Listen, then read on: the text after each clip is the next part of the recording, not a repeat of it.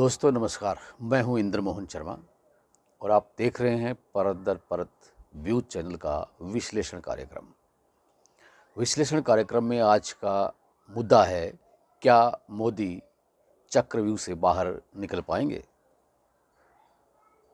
अब सवाल ये उठता है कि चक्रव्यूह कैसा है, किसने बनाया है, कैसे बना है, क्यों बना है, ऐसे कई सवाल हैं।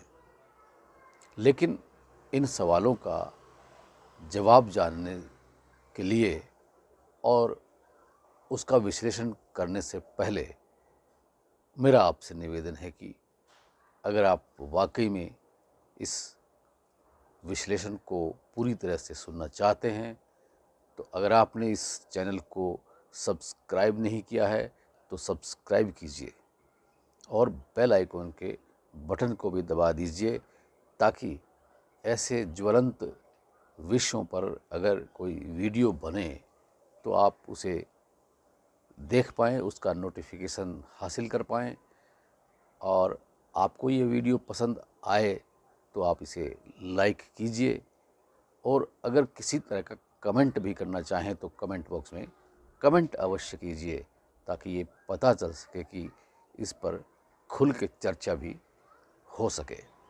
खैर, चलते हैं अब उस चक्रव्यूह के बारे में जिसमें प्रधानमंत्री नरेंद्र मोदी पूरी तरह से जकड़े हुए हैं।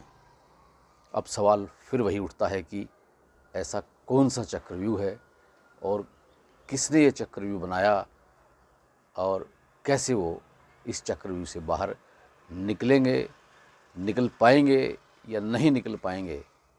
ये बहुत बहुत महत्वपूर्ण सवाल है और उसका सवाल का जवाब हर शख्स इस न केवल भारत देश का बल्कि पूरे विश्व के लोग ये जानने के लिए उत्सुक हैं कि चक्रव्यूह से क्या प्रधानमंत्री नरेंद्र मोदी निकल पाएंगे या नहीं।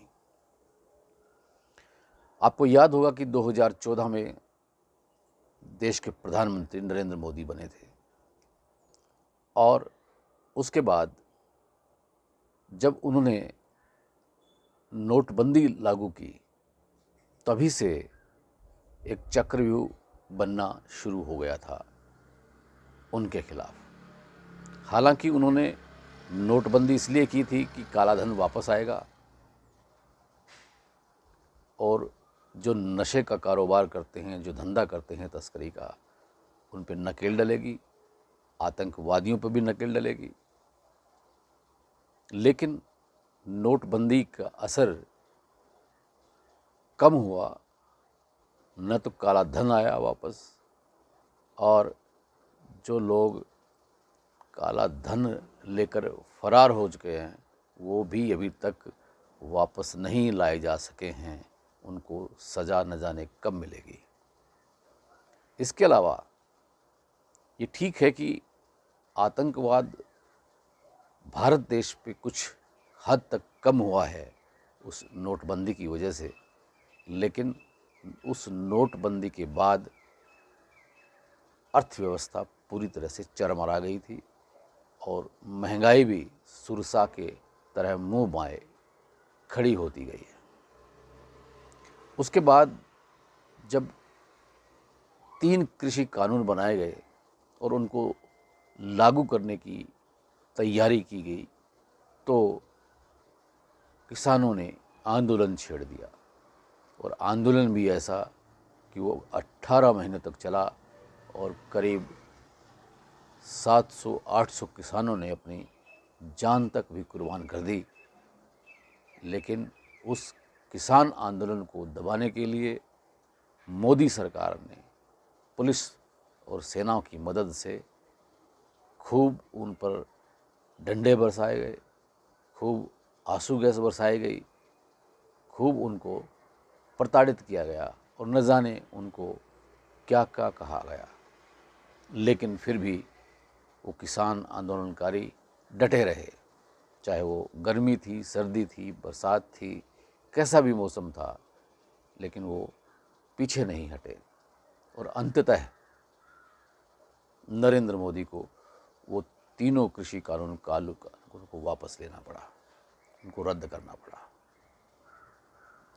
इसके बाद हाल ही में जो दिल्ली में पहलवानों का जो मामला आया, उससे भी मोदी सरकार की किरकिरी हुई है।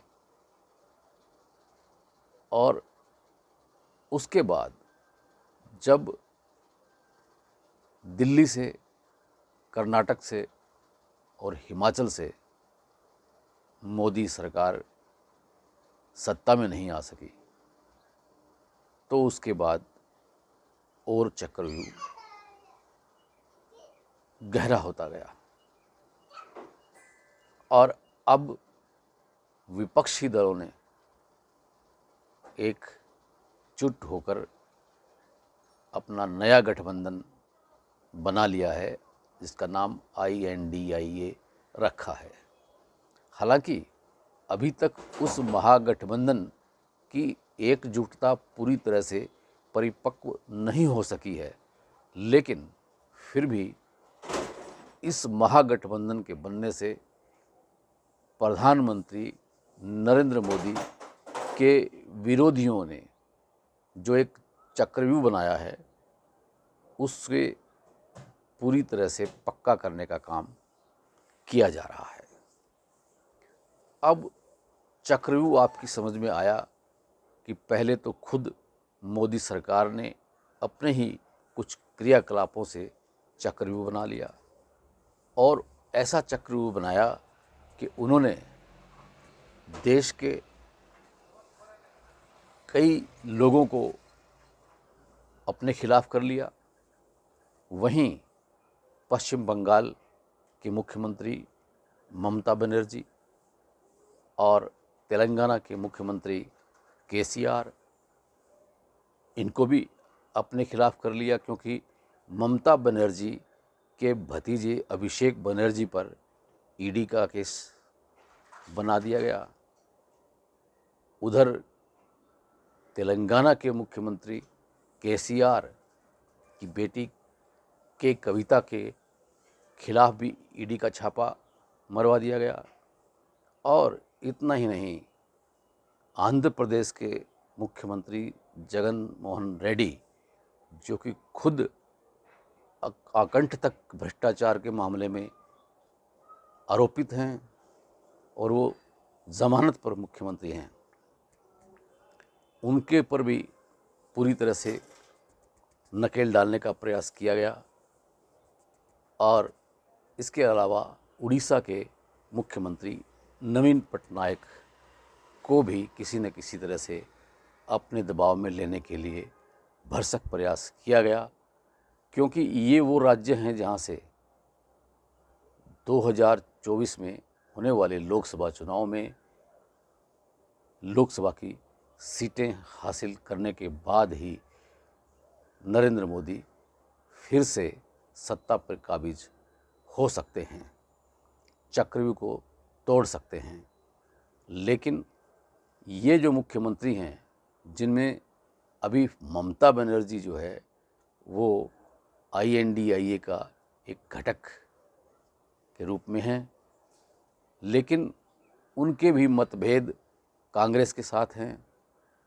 इसी तरह से दिल्ली के मुख्यमंत्री अरविंद केजरीवाल भी INDIA के घटक तो हैं, लेकिन उनके भी कांग्रेस के साथ 36 का आंकड़ा बना हुआ है। जैसा कि पंजाब में आम आदमी पार्टी की सरकार है, लेकिन वहाँ पर कांग्रेस के ही जो नेता हैं, विधायक हैं, उनके खिलाफ कार्रवाई की जा रही है, उनको गिरफ्तार किया जा रहा है। तो कुल मिलाकर के ये कहा जा सकता है कि जो INDIA, जो विपक्षी दलों का जो गठबंधन है, वह भी बेशक नरेंद्र मोदी के खिलाफ चक्रव्यूह गढ़ने में कोई कमी नहीं छोड़ रखी है, लेकिन वो खुद भी अभी तक चक्रव्यूह में फंसे हुए हैं। कांग्रेस नेता राहुल गांधी ने नरेंद्र मोदी की सरकार की तीखी आलोचना करके निसंदेह पूरे देश में अपना एक चर्चा का केंद्र बिंदु बना लिया है।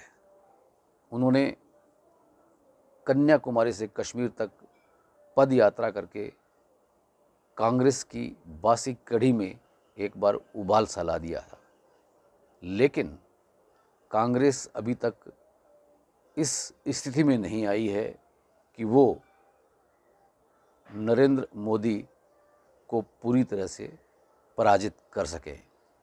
हाँ, नरेंद्र मोदी पराजित अगर हुए तो वो अपने ही पार्टी के उन विरोधी नेताओं की वजह से ही हो सकते हैं जो दबी जुबान से फ़िलहाल नरेंद्र मोदी का खिलाफत कर रहे हैं। नरेंद्र मोदी अब अगर आने वाले लोकसभा चुनाव में अगर बहुमत हासिल नहीं करते हैं, 272 प्लस सीटें नहीं ले जाते हैं, तो उनके लिए ये चक्रव्यूह वेदना काफ़ी मुश्किल हो जाएगा। और अगर वो 220, 225, 230 तक सीटें ले जाते हैं बीजेपी उनके नेतृत्व में, तो उनको ये जो 4 मुख्यमंत्री मैंने आपको बताए कि ममता बनर्जी, केसीआर और नवीन पटनायक और आपका जगन मोहन रेड्डी, इनकी जो राज्यों की जो लोकसभा सीटें हैं वो उनसे तालमेल कर अपनी सरकार, एनडीए की सरकार बनाने के लिए हर संभव प्रयास करेंगे नरेंद्र मोदी और उनके जो चाणक्य कहलाए जाने वाले अमित शाह। अब अमित शाह को आप बेशक चाणक्य कह लें, लेकिन वो अगर जुगाड़ू भी कह दिया जाए उनको तो कोई अतिशयोक्ति नहीं होगी, क्योंकि वो किसी भी हद तक जाकर किसी भी तरह से येन केन प्रकारेण वो सत्ता में रहने के लिए कुछ भी कर सकते हैं। किसी के साथ भी किसी भी तरह की कोई भी सौदेबाजी कर सकते हैं। तो इस तरह से अब आने वाले महीने में देश के 5 राज्यों के विधानसभा चुनाव भी होने जा रहे हैं। सारा दारोमदार फिलहाल नरेंद्र मोदी की सरकार का इन 5 राज्यों के विधानसभा चुनाव के परिणामों पर निर्भर करता है। इन 5 राज्यों राजस्थान, मध्य प्रदेश, तेलंगाना, मिज़ोरम और छत्तीसगढ़, अब इनमें देखना यह है कि इन 5 राज्यों में कितनी राज्यों में बीजेपी की सरकार बनती है। हालांकि फ़िलहाल इन 5 राज्यों में बीजेपी की सरकार बनाने के लिए उनको काफ़ी मशक्क़त करनी पड़ रही है। क्यों कि बीजेपी में इन 5 राज्यों में से 2 राज्यों, खासतौर से मध्य प्रदेश और राजस्थान में बगावत के स्वर मुखरित हो रहे हैं, और अगर उन स्वरों को नहीं दबाया गया, अगर उनके साथ सही तरह से तालमेल नहीं बिठाया गया, तो बीजेपी को इन प्रदेशों में पराजय का मुख देखना पड़ेगा। और अगर इन हिंदी पट्टी के क्षेत्रों के राज्यों में अगर बीजेपी पराजित होती है, तो निसंदेह उसका असर आने वाले लोकसभा चुनाव 2024 में अवश्य पड़ेगा, और उसका खामियाजा बीजेपी को भुगतना पड़ सकता है। उस स्थिति में नरेंद्र मोदी का जो चक्रव्यूह है उससे बाहर निकलना बहुत ही मुश्किल हो सकता है। ऐसी स्थिति में अगर लोकसभा चुनाव में बहुमत नहीं आता है और बहुमत जुड़ाने के लिए अगर किसी को कोई प्रयास करना भी पड़ा, तो कौन चेहरा हो सकता है नरेंद्र मोदी की जगह? तो उनमें से नितिन गडकरी का नाम और राजनाथ सिंह का नाम सबसे आगे लिया जाने लगा है। अब देखना यह है कि नरेंद्र मोदी और अमित शाह की ये जोड़ी क्या गुल खिलाती है। ऐसे चक्रव्यूह को बेंध पाने में वो कहाँ तक सफल हो पाती है या नहीं हो पाती है, ये खैर आने वाला वक्त ही बताएगा। विश्लेषण में आज इतना ही। कल फिर किसी नए मुद्दे के साथ आपसे रूबरू होंगे। तब तक के लिए आप हमें इजाज़त दीजिए। धन्यवाद। इस चैनल को सब्सक्राइब ज़रूर कीजिए और बेल आइकन के बटन को दबा दीजिए ताकि आपको नोटिफिकेशन मिलता रहे। धन्यवाद।